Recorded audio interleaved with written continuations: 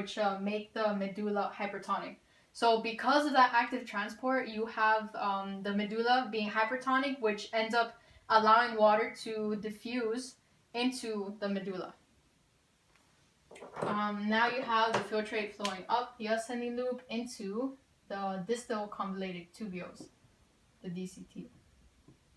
There you have more reabsorption. You have reabsorption of water, some of urea, you have some of sodium ions and chlorine ions.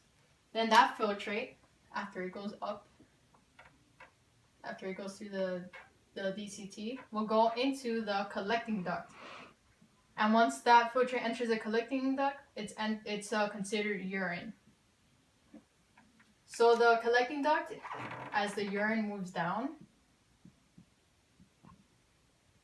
the collecting duct, that's where a lot of the reabsorption of water takes place. You also have some reabsorption of urea to further make the medulla hypertonic. But when your body detects high water potential in the blood or in the tissue fluid, the hypothalamus detects that, and it ends up stopping the secretion.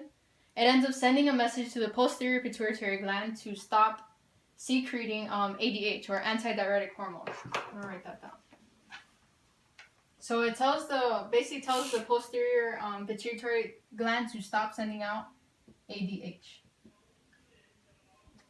And it takes about 15 to 20 minutes for there to be no ADH in your bloodstream. And you're going to see that there's going to be less reabsorption of water occurring through here. So what that's going to end up doing is making your urine very dilute, because the body is not reabsorbing as much water.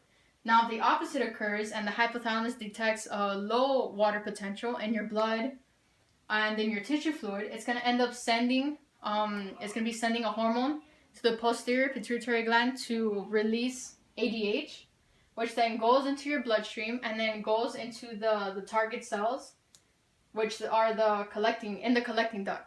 And those cells have receptors that respond to the hormone being released. And they release inside the cell. You're going to see there's an enzyme that basically produces the vesicles with aquaporins, and then those vesicles fuse into the cell membrane. Those vesicles that are full of aquaporins fuse into the membrane. You're going to have a lot more aquaporins, and that's going to increase the reabsorption of water. And what that's going to end up doing, your body's reabsorbing more water, your kidneys are, and that's going to create concentrated urine.